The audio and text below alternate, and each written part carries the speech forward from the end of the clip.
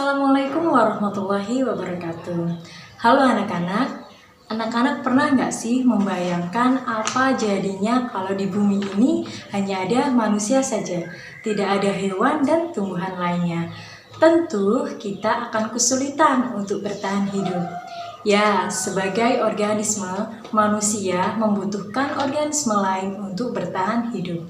Nah, hubungan antara makhluk hidup dengan lingkungannya disebut dengan ekosistem. Hari ini kita akan membahas tentang ekosistem. Ekosistem adalah suatu sistem ekologi di mana terdapat hubungan antara makhluk hidup dan lingkungannya, atau bisa juga disebut dengan interaksi antara komponen biotik dengan komponen abiotik. Kira-kira apa sih komponen biotik dan abiotik itu? Kita akan bahas di pembahasan yang pertama, yaitu komponen penyusun ekosistem. Komponen penyusun ekosistem terdiri atas dua, yaitu komponen abiotik dan komponen biotik.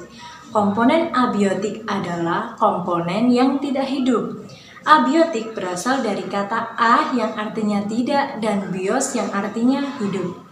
Berdasarkan gambar di samping, contoh dari komponen abiotik adalah tanah, udara, cahaya matahari, air, dan batu.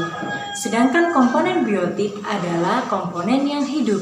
Biotik berasal dari kata bios atau yang artinya hidup.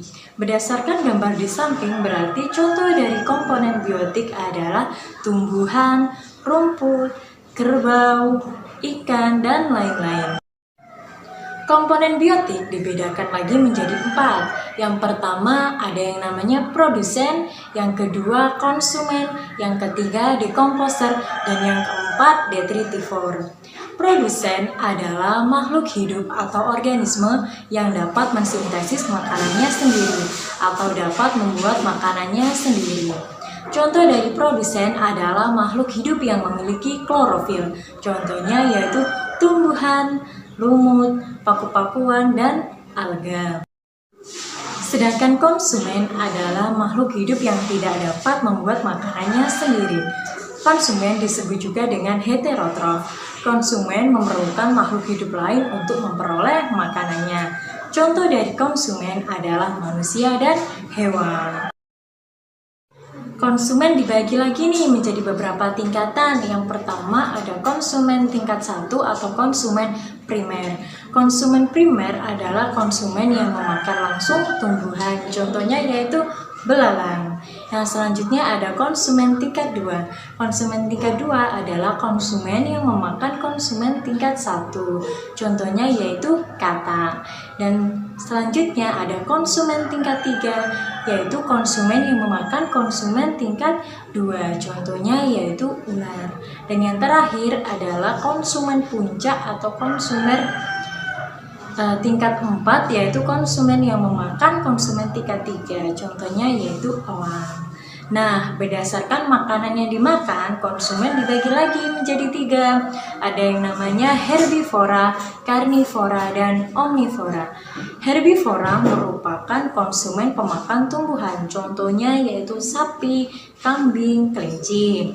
Sedangkan karnivora adalah organisme atau makhluk hidup atau konsumen pemakan daging. Contohnya yaitu harimau, serigala, buaya. Dan yang terakhir yaitu omnivora, yaitu konsumen atau makhluk hidup pemakan segalanya, yaitu pemakan hewan dan tumbuhan. Contohnya yaitu manusia, babi, dan ayam. Komponen biotik yang ketiga yaitu dekomposer. Dekomposer adalah organisme yang mampu merombak sisa-sisa dari makhluk hidup yang telah mati atau bangkai. Contoh dari dekomposer adalah fungi atau jamur dan bakteri. Sedangkan komponen biotik yang keempat yaitu detritivor. Detritivor adalah organisme yang memakan serpihan-serpihan sisa dari makhluk hidup baik tumbuhan atau hewan. Contoh dari detritivor adalah siput, cacing, dan kaki seribu. Pembahasan yang kedua adalah satuan makhluk hidup penyusun ekosistem. Satuan makhluk hidup penyusun ekosistem dibagi menjadi beberapa bagian. Yang pertama ada yang namanya individu. Individu adalah makhluk hidup satu atau tunggal.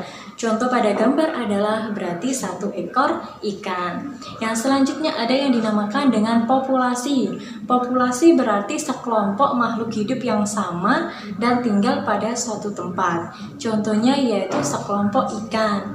Kalau misalnya pada manusia berarti sekelompok manusia.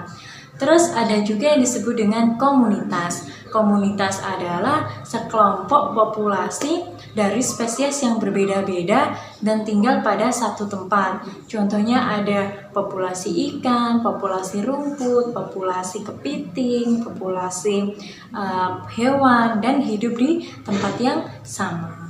Dan selanjutnya yaitu ada yang namanya ekosistem. Ekosistem tadi berarti hubungan timbal balik antara komponen biotik dan komponen abiotik. Kalau pada gambar berarti ada beberapa hewan dan tumbuhan serta gambar dari komponen yang tak hidup. Contohnya yaitu batu dan air. Yang selanjutnya yaitu bioma. Bioma adalah ekosistem yang lebih besar. Contohnya yaitu bioma hutan hujan tropis, bioma air laut atau bioma air tawar. Dan yang terakhir yaitu biosfer. Biosfer berarti seluruh bumi ini. Jadi interaksi antara makhluk hidup dan lingkungannya yang ada di seluruh bumi itu namanya biosfer. Demikian penjelasan dari materi ekosistem. Untuk materi selanjutnya akan Bu Nia jelaskan di pertemuan yang akan datang. Terima kasih. Wassalamualaikum warahmatullahi wabarakatuh.